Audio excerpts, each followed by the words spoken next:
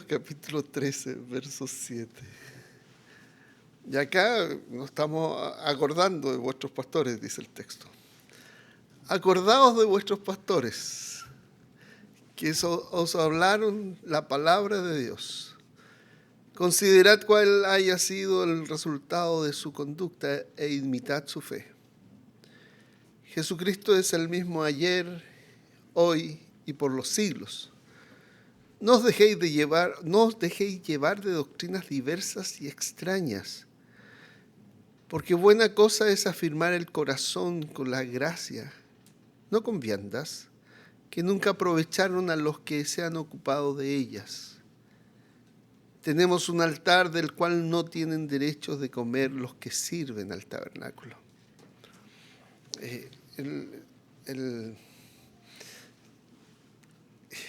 Entender, el Señor nos ha permitido estudiar el sistema levítico en las clases bíblicas. Inclusive yo he estado reafirmando en vuestros hogares el sistema levítico.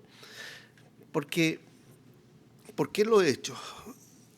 Porque mucho de lo que enseñan las Escrituras en el Nuevo Testamento, mucho de lo que enseñan las Escrituras en el Nuevo Testamento está dado por entender el sistema levítico. Y acá, particularmente en los versículos 9 y 10, solo se comprenden desde el sistema levítico. ¿Ya? Por ejemplo, dice, tenemos un altar el cual no tiene derecho de comer los que sirven al tabernáculo. ¿Quiénes comían del altar? Los sacerdotes. ¿Y tenemos entonces un altar que es diferente al del tabernáculo? Sí. ¿Y cómo identifica este altar? Si comemos de él, entonces habla de un lugar de provisión, pero habla también de un lugar donde uno se sienta a la mesa. Entonces identifica el altar con la mesa. Y de alguna manera dice este versículo que todos los que hemos creído en Cristo tenemos acceso a este altar para comer de él. Y está diciendo este versículo final que somos sacerdotes para Dios nuestro Padre. Pero no lo dice claramente. Pero si hemos estudiado el sistema levítico, podemos comprender de que en el tabernáculo habían ofrendas que solo los sacerdotes comían. Es interesante. Bueno, casi todo lo que 40, quizás 60% de lo que se enseña en el Nuevo Testamento está directamente relacionado con el sistema levítico. Pero volvemos al versículo 7. Acordaos de vuestros pastores. Uno de los problemas, y lo digo entre comillas problemas, cuando se está predicando versículo a versículo, es que pareciera que uno escoge el tema. Pero lo que pasa es que el tema lo escoge a uno. ¿Ya? Porque estoy predicando versículo a versículo y a ver qué versículo viene este mes o esta predicación. La semana pasada hablamos de la avaricia, ¿ya? Y dijimos que la avaricia no solo era un problema de dinero económico, sino que era un problema que tiene que ver con el corazón. La avaricia es, inclusive lo dije, podemos ofrendar desde, comillas, aportar desde la avaricia, ¿no? Es que no tengo lo suficiente y no me va a alcanzar, entonces solamente voy a dar esto poquito porque tengo que ser previsible. Puedo ofrendar desde la avaricia o puedo ofrendar desde la adoración, porque la avaricia es un problema de adoración. Y aunque no lo dije, la avaricia se conecta con directamente con el último de los 10 mandamientos, que también dije algo en la clase bíblica. Y el último 10 mandamientos es: no codiciarás. Pero el primer mandamiento está conectado con el último mandamiento. El primer mandamiento dice: yo soy Jehová tu Dios, que te saqué de la tierra de Egipto, de casa de esclavitud, de casa de servidumbre. Y fíjate, yo soy Jehová, yo soy tu Dios, yo te saqué, yo te liberté, yo te hice mío. Entonces, cuando en el último mandamiento dice no codiciarás, no le está hablando a gente huérfana, no le está hablando a esclavos que han sido abandonados, le está hablando a su pueblo que él sacó con mano poderosa y que atravesó el Mar Rojo. Su pueblo que por la intervención de Dios y Dios mismo venció a Egipto. Pero la codicia y la avaricia, que son primos hermanos, es volver a la mentalidad de esclavo, ¿ya? Es pensar como esclavos, cuando Dios ya te hizo libre. Como dije el domingo pasado, la codicia te dice, necesito más, necesito esto para estar seguro, necesito el control, porque si no tengo el control, todo se va a caer. Pero el Señor comienza en Éxodo 21, yo soy Jehová tu Dios. Y acá en el versículo que leímos la vez anterior, Él dice, no te desampararé ni te dejaré. Es la misma lógica, por si acaso. No vivas en avaricia porque el Señor está contigo, Él no te deja. No vivas como huérfano porque el Señor tu Dios es tu Padre. Y no vivas como esclavo porque en Cristo hemos sido hechos libres y la entrada está abierta ante la casa de nuestro Padre. Ok, vamos a leer de nuevo el versículo 1. Acordaos de vuestros pastores. Antes había dicho el escritor que nos acordáramos de los presos. Ahora otro acordarse de vuestros pastores.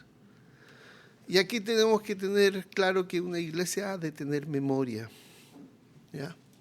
Pero acá es importante, cuando los testimonios que compartimos es solamente la vida de la persona, no es la memoria que debemos buscar, está enraizada la memoria en la palabra, no en nuestros testimonios de triunfo, es la palabra. Y acá debemos ser claros, tenemos que tener memoria de la palabra de Dios actuando. El sábado pasado, no, el antepasado, en nuestra reunión de matrimonio, les pedí a los hermanos que dijeran 5 cosas en las que hayan visto la mano de Dios actuando. 5. Y buscaron y compartieron esas 5 cosas en su matrimonio que vieron la mano de Dios actuando. Y luego les pedí que le pusieran un título a esas 5 cosas. Dios ha sido fiel, Dios ha prosperado, Dios ha sostenido, Dios de fidelidad, Dios de misericordia, Dios de compasión. Y compartieron. ¿Y sabes lo que sustenta la vida? No es el hecho en sí mismo que yo salía adelante de la crisis, sino el hecho de que Dios es Dios fiel en la crisis, en lo que Él es. Ahora, eso es tener memoria, ¿ya? Dios ya te ayudó antes, te va a ayudar ahora. Porque Dios es Dios ayudador, ¿ya? Entonces, bueno, este texto habla sobre acordados de vuestros pastores, pero fíjate cómo dice, que os hablaron la palabra de Dios, ¿ya? No dice acordados de vuestros pastores porque eran simpáticos. Tampoco dicen acordados de vuestros pastores porque predicaban bonito. Tampoco dice porque tenían carisma o porque tenían una personalidad extraña. Yo creo que espero que cuando se acuerden de mí no sea por eso, sino porque les hablé la palabra. Tampoco dice que me caían bien. No. Dice, acordaos de vuestros pastores. Es que era tan pesado ese hombre. Siempre me acuerdo de eso. No. Dice el texto, acordaos de vuestros pastores que os hablaron la palabra. Y aquí algo interesante, un desafío para los que ministran la palabra. Porque pastores y maestros van de la mano. Y algunos solo tienen el accidente de recibir el nombre pastor, pero otros no lo tienen, pero son pastores. Pastores y maestros van de la mano, por si acaso. Entonces, el maestro fiel, el pastor fiel, no es el que entretiene, no es el que hace un show delante de ustedes y los mantiene todos riendo. Tampoco es alguien que predica de sí mismo. Tampoco es uno que amarra a la iglesia a su personalidad. Tampoco es el dueño de la conciencia. Aquí se hace lo que yo digo. El pastor o el maestro fiel es fiel porque habla la palabra de Dios. Y esa es la palabra que importa. No es un life coach, ¿ya?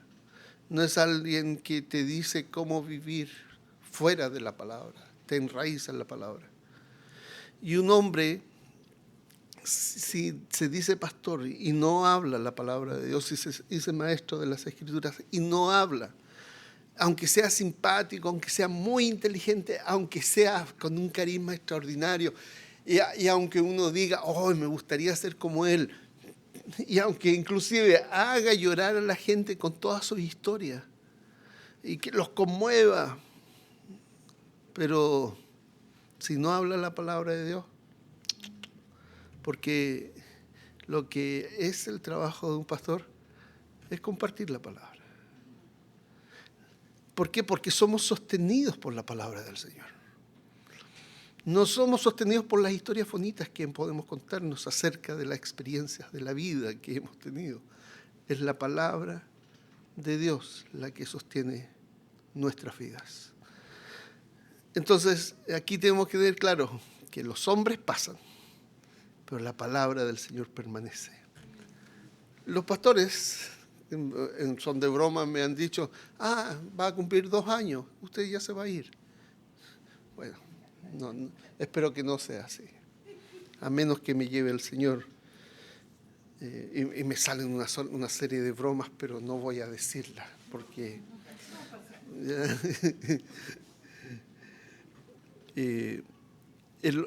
los pastores pasan también, los pastores sirven un tiempo, pero la palabra de Dios sigue hablando. ¿Ya? Las voces humanas se apagan, pero Dios no se apaga. El Señor permanece. Y también, entonces, esta cosa a veces nos confronta porque uno piensa y dice, ¿se van a acordar de mí? ¿Sabe qué? Olvídense de mí. Pero acuérdense de la palabra del Señor. ¿Ya? Porque uno puede contar cosas desde el púlpito, anécdotas, puede contar cosas que vivió, puede contar cómo me trata mi señora, que ustedes saben que soy presidente de la Unión de Marido Oprimido. ¿Puedo hacer esa broma? Mi hermano Miguel es el secretario y Luis es el tesorero. Sí, puedo hacer esas bromas, pero no. Pero ¿sabes quién está peleando fuerte por la directiva? Mi hermano Juan. Pero ese es otro tema.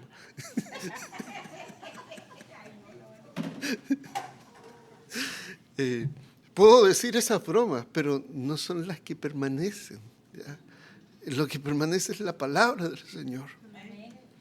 Y algunas veces nos vamos hacia las ilustraciones, contamos historias. Mis hijos siempre me dicen, tú adornas las historias, le agregas demasiadas cosas, no te creo toda la verdad. Entonces sí, a veces adornamos la historia, pero no son las historias las que importan.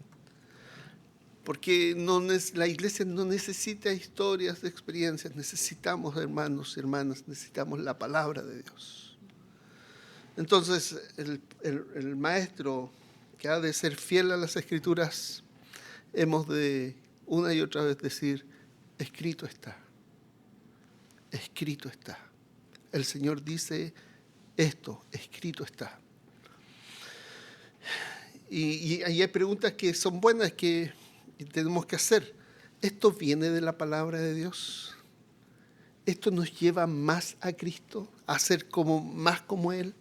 ¿Esto afirma mi corazón en la gracia de Dios? ¿O solo me está entreteniendo? ¿Solo me está emocionando? ¿O solo yo sé que me están manipulando, pero qué bonito que me manipulen? ¿Se siente tan bien? ¿O me están asustando? A veces, a todo esto, toda oveja ha de ser trasquilada.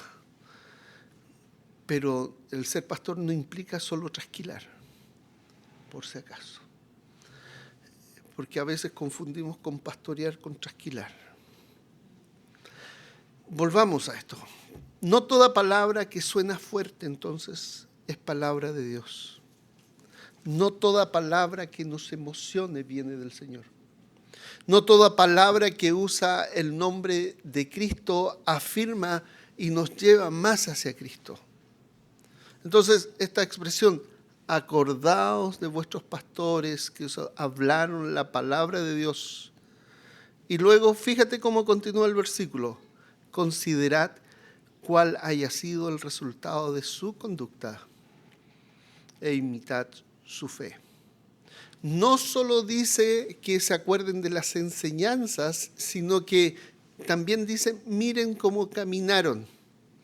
Porque la palabra de Dios no solo predica, sino que camina también. No basta hablar correctamente si la vida contradice lo que se predica. No basta saber doctrina si la vida no está siendo formada por Cristo. No basta decir nuevo pacto, nuevo santuario, santuario celestial, sumo sacerdote, que Cristo, nuestro sumo sacerdote, nuestro acceso está abierto. No basta solo con enseñar eso. Si después de mi manera de vivir lo contradice. Eso es lo que dice Hebreos 13. Fíjate, la Escritura dice que hemos llegado a Sión, al verdadero Sión. Pero amas a tu hermano, que no aguanto a Miguel cuando empieza, no. ¿Cómo es eso? Llegaste a Sión, amas a tu hermano, no solamente aguantar, amar. Fuiste recibidos por Dios, recibes a tu prójimo, eres hospitalario. Tú dices que sigues al Cristo que padeció, que sufrió. ¿Y cómo tú sufres? ¿Cómo tú respondes cuando tú sufres? No, yo no voy a soportar que vengan este hijo de... Bueno, usted póngale los epítetos que en su cultura aparezcan. Cristo padeció. Y el ejemplo que debemos ver es cómo Él respondió en el padecimiento. Y es el ejemplo que nosotros debemos seguir. Así como Cristo padeció y respondió al padecimiento, ha de ser nuestra respuesta frente al padecimiento. Dios es Dios fiel. ¿Tú lo muestras esa fidelidad en tu matrimonio? ¿Honras el matrimonio?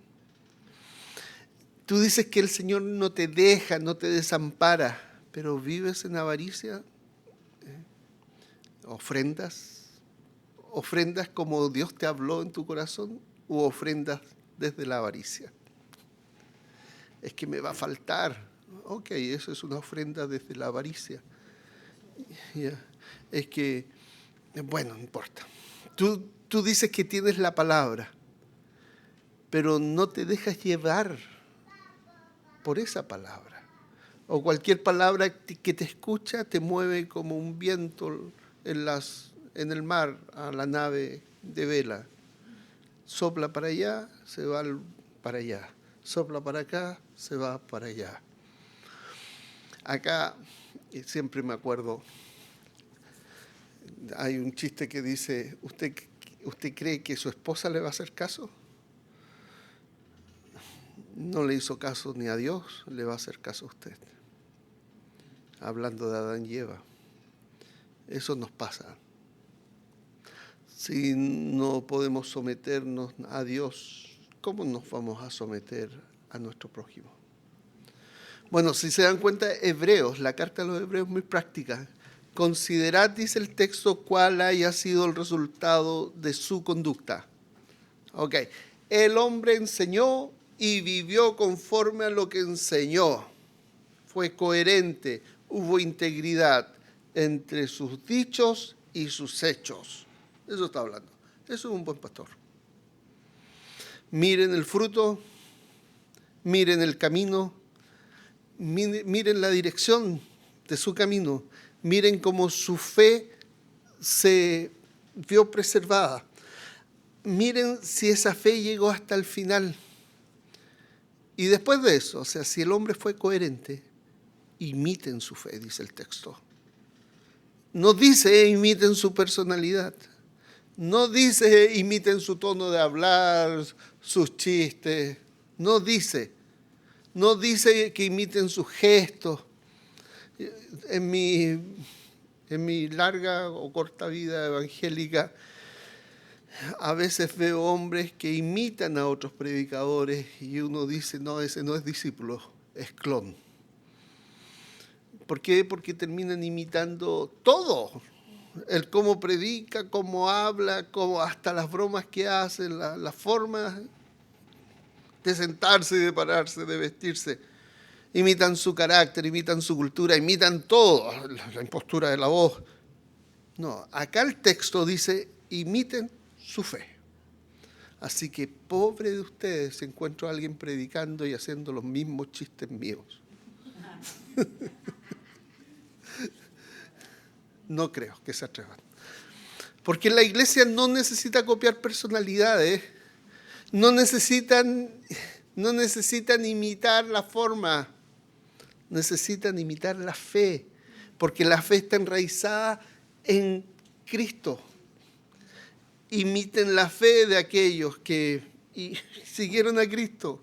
¿Por qué? Porque la fe es una fe que permanece en la medida que se centra en la palabra y no negocia la palabra. La fe verdadera no abandona a Cristo a pesar de las circunstancias difíciles que esté viviendo cuando vienen los problemas. Imita aquella fe que no va imita la fe aquella que no va persiguiendo la novedad.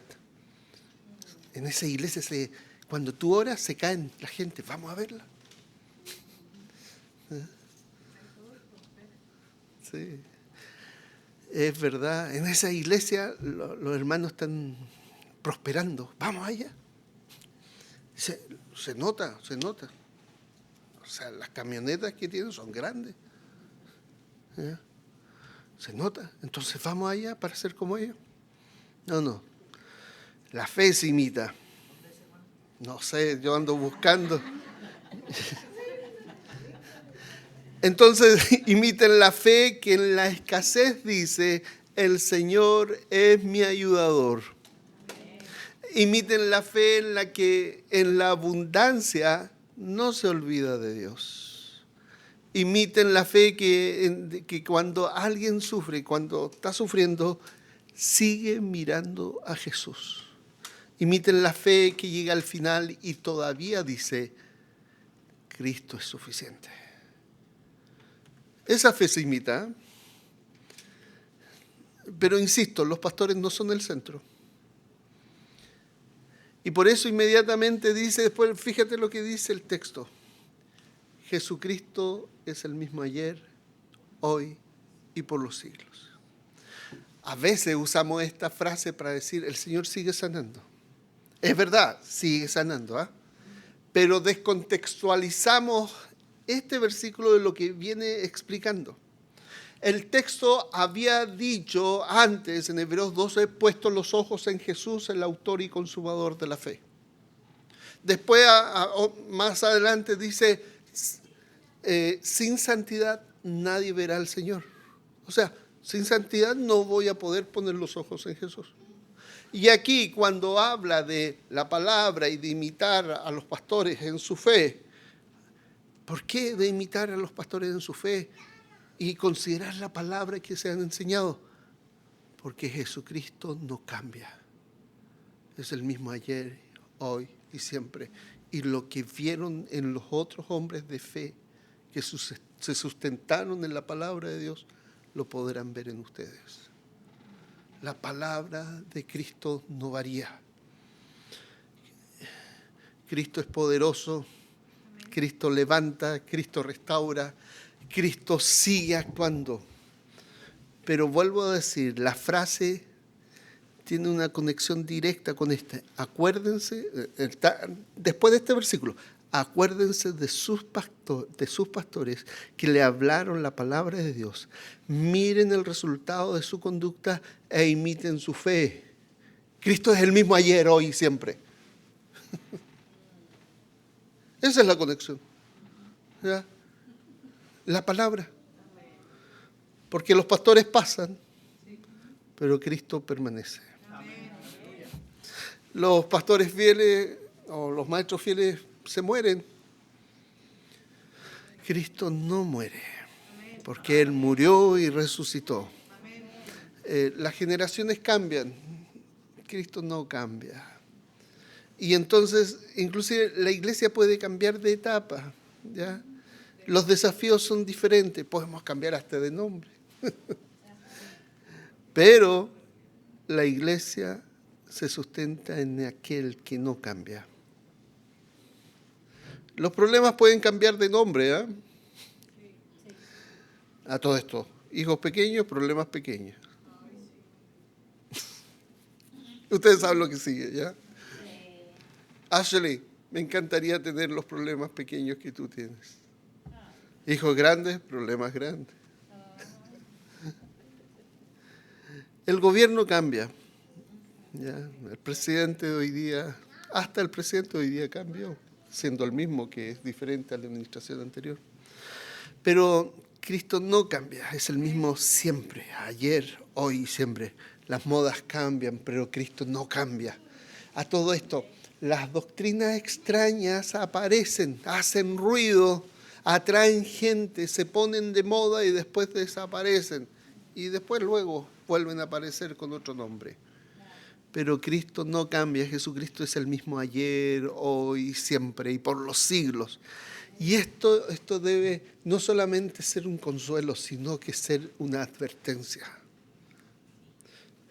¿Por qué es consuelo? Porque el Cristo que sostuvo a los hermanos de antes también nos sostiene hoy.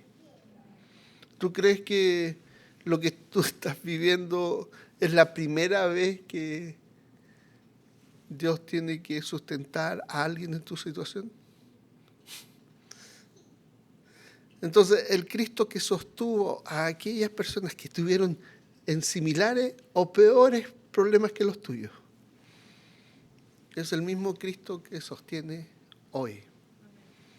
El Cristo que fue predicado ayer sigue siendo suficiente hoy. Acuérdense, Cristo abrió el acceso al Padre. Sigue estando ahí abierto ese acceso. El Cristo que inauguró el nuevo pacto por su sangre el pacto sigue abierto. Es el mediador de este nuevo pacto, lo hemos enseñado hasta el cansancio. El Cristo que nos permite entrar ante el verdadero santuario celestial sigue siendo nuestro sumo sacerdote. El Cristo que se sentó a la diestra de Dios sigue siendo el que nos sostiene. No hay otro. No hay otro porque necesitamos a otro. Pero también es una advertencia. Porque si Cristo es el mismo ayer, hoy, por los siglos, entonces no necesitamos otra palabra. No necesitamos otro evangelio. No necesitamos que otro nos venga a corregir y a poner algo diferente de Cristo.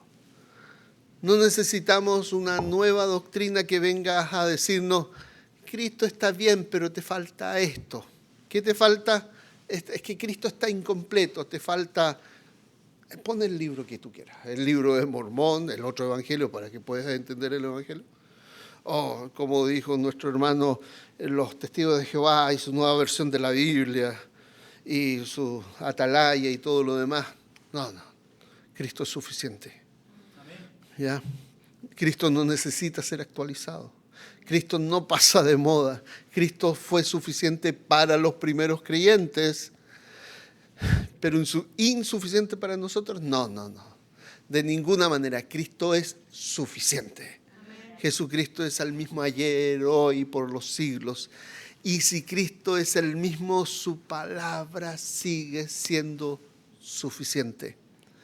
Fíjense el versículo 9, dice lo siguiente: no os dejéis llevar de doctrinas diversas y extrañas. Fíjense el orden entonces. Acordaos de vuestros pastores que os hablaron la palabra de Dios. Primero empezamos con eso. Después dice, Jesucristo es el mismo ayer, hoy y por los siglos. Luego dice, no os dejéis llevar de doctrinas diversas y extrañas. Es decir, ¿cómo recibieron la palabra? Por los pastores. Recibieron la palabra. Recuerden que Cristo no cambia y no se dejen arrastrar por otra palabra. Porque este es el peligro, otra palabra. Una palabra que no viene de Cristo, una palabra que no afirma la gracia y la misericordia de Dios. Hay veces que hay palabras que parecen espirituales, pero te sacan de Cristo. Hay palabras que parecen profundas, pero no te llevan al altar verdadero. Palabras que usan la Biblia, pero no nacen de la palabra de Dios. Una palabra que suena religiosa, pero que termina ocupando el lugar de Cristo.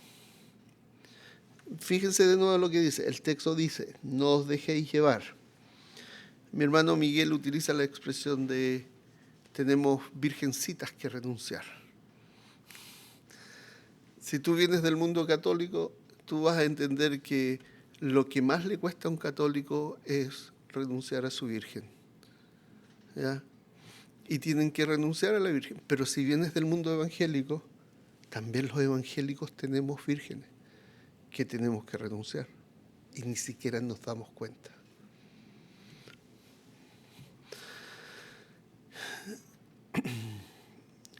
Fíjense, a ustedes les va a parecer ridículo lo que voy a decir. Una virgen que tuve que renunciar es que las mujeres tenían que usar velo en la congregación y no podían hablar en la congregación, porque la Biblia lo dice. Fue una virgen que tuve que renunciar. Me costó 3 años renunciar. Y como yo soy de los que les da vuelta, leí cada libro que encontré sobre el tema.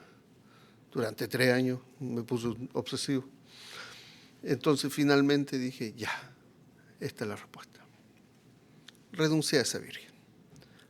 Ahí hay otras vírgenes que tuve que renunciar. Otra virgen que tuve que renunciar es entender la justicia de Dios como la ira de Dios.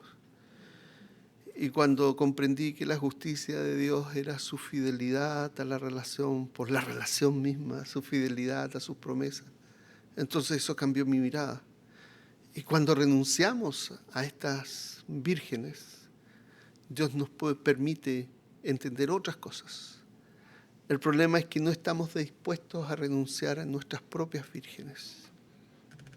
Pero si se dan cuenta en el contexto de lo que estoy hablando, es doctrinas que se introdujeron y que nos apartaron de las Escrituras y que iglesias enteras se han dejado llevar por siglos y siglos, y nosotros somos parte del que hemos dejado llevarnos y creíamos que era la palabra del Señor. Bueno, esto significa entonces que uno puede ser llevado. Uno puede empezar firme y terminar siendo arrastrado. Por eso el texto dice, no se dejen llevar. Tú puedes decir, no, si yo sé, yo tengo claro. Cuidado. Uno puede decir, a mí no me va a pasar. Cuidado. Uno puede decir, no, yo sé de doctrina, no me voy a dejar llevar por. No, cuidado. ¿Por qué? Porque no se necesita ser ignorante para ser arrastrado. A veces es necesario ser doctrinalmente orgulloso. Y es precisamente lo que hace que una persona no se dé cuenta que está siendo arrastrado su orgullo. Y acá el texto dice, no os dejéis llevar. ¿Y cómo vienen esas doctrinas? Son diversas, dice el texto, son extrañas. Son diversas porque son muchas. ¿Ya? Son extrañas porque no pertenecen al evangelio recibido. Y te cambian las definiciones de la palabra. Ciertos sectores políticos no saben cómo definir a una mujer. Uno le pregunta, ¿qué es una mujer? Como para esos sectores políticos, ya no importa si es de un sector o de otro, está metido esta cosa en todos lados. Bueno, una mujer es aquella persona que se identifica como tal, que se siente como tal. ¿Ya? ¿Y qué sería sentirse? ¿Qué es eso? Que se siente como tal. ¿Qué es una mujer? Bueno, y jamás te van a decir, una mujer es aquella que tiene la posibilidad, si es que está sana, de tener un hijo en etapa de su vida. No te van a decir eso. ¿Por qué? Porque va a implicar ciertas políticas que ellos no quieren. Bueno, te cambian la palabra. Y ese, por ejemplo, es un buen ejemplo de cómo doctrinas extrañas también se meten. ¿Cómo doctrinas extrañas se meten con que es una mujer? Sí, porque ahora Dios puede ser él y ella. ¿Ya?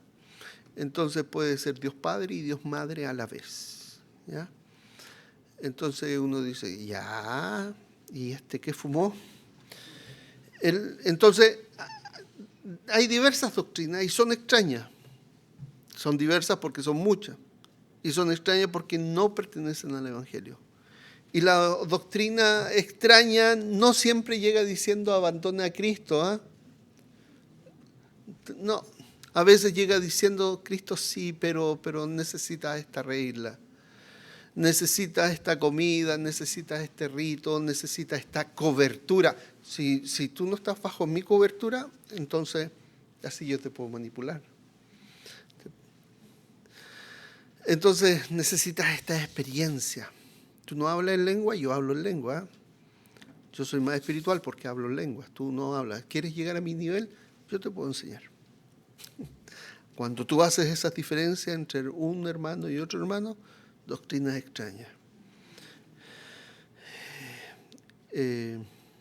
Tengo una revelación nueva, doctrina extraña. Esta tradición, ¿y la encontramos en la Biblia? No, pero es una tradición que tiene 500 años. ¿Pero la encontramos en la Biblia? Pero no. Y tengo una llave nueva para entender todo esto. Cuidado. Pero necesitas algo más aparte de la Biblia. Cuidado. La carta a los hebreos nos dice, no se dejen llevar por doctrina extraña, por enseñanza. ¿Por qué? Porque todos anhelamos tener a alguien que seguir, por si acaso. ¿Ya? Es como nosotros tenemos el gurú que el Señor le está revelando cosas. No, eso no juega. Porque el corazón busca a quien seguir.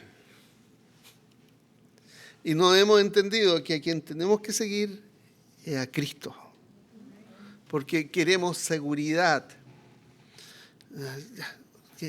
Yo comparo nuestras vidas como cristianos cuando quiero seguridad, es como que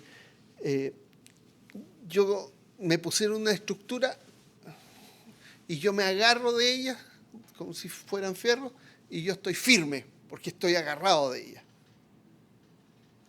Pero esa estructura no está dentro mío, está fuera mío. ¿Ya? Entonces, ¿por qué ¿Por qué he de ser fiel? Porque si no el Señor me va a castigar. Por eso he de ser fiel. Porque el Señor me va a castigar. Estructura externa enfatizando el temor. Después uno crece, avanza y dice, no, esto está mal.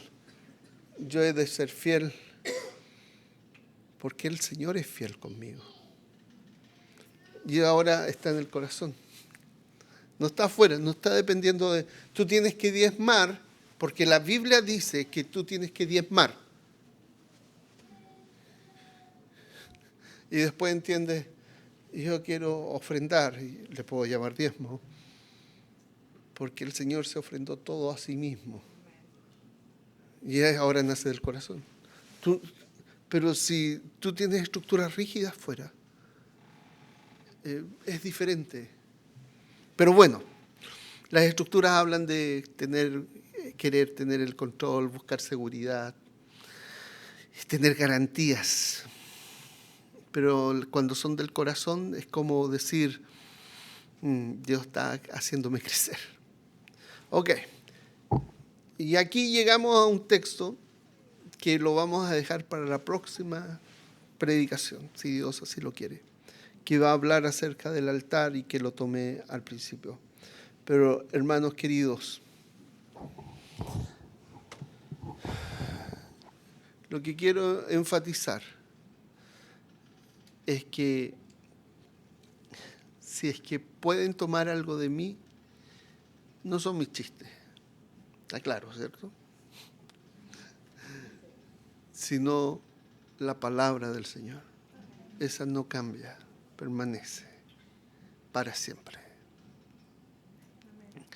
Y cuando el texto dice Jesucristo es el mismo ayer, hoy y siempre, se refiere a la palabra. ¿Ya? Oremos, hermano. Señor, te damos gracias por esta tu palabra. Te damos gracias porque tu palabra no cambia. Es la misma siempre, ayer y por los siglos, ahora. Gracias también porque tú nos permites entender tu palabra. No doctrinas nuevas, sino la doctrina vieja, antigua, de miles de años que tú pusiste en este cofre bello, que podemos sacar tesoros nuevos y viejos, como dice el Señor Jesucristo. Pero en realidad es tu cofre que tú guardaste en tu palabra. Gracias, Señor, porque hemos sido hechos sacerdotes para Dios nuestro Padre y podemos presentarnos delante tuyo por la sangre de Jesús, el Mesías. Gracias, Señor, porque hemos sido perdonados nuestros pecados y nos has limpiado. Gracias, Señor, porque no hay nada en nosotros que nos impida llegar ante tu presencia. Solo por gracia, solo porque Cristo derramó su sangre a nuestro favor, por nosotros, para que pudiéramos ser perdonados. Gracias te damos, Señor. Gracias, Señor, ahora, y te agradecemos porque cuidaste a nuestro hermano José en el proceso del hospital. Gracias, Señor, porque le diste más tiempo con nosotros. Bendice a José y su familia, a sus hijos, a sus hermanos, a sus nietos, a sus bisnietos. Gracias te damos por la vida que tú nos guardas, nos cuidas. Y te pedimos que tú derrames en medio nuestro sanidades, restauraciones físicas, limpieza, en todo el sentido de la palabra. Sigues sanando, lo sabemos, y queremos que tu Espíritu Santo sea actuando de esa forma en nosotros. Dolores de espalda, dolores de brazo, problemas musculares, en los huesos. Señor, restaura y sana. Bendícenos con tu presencia en esto. En el nombre del Señor Jesús. Amén.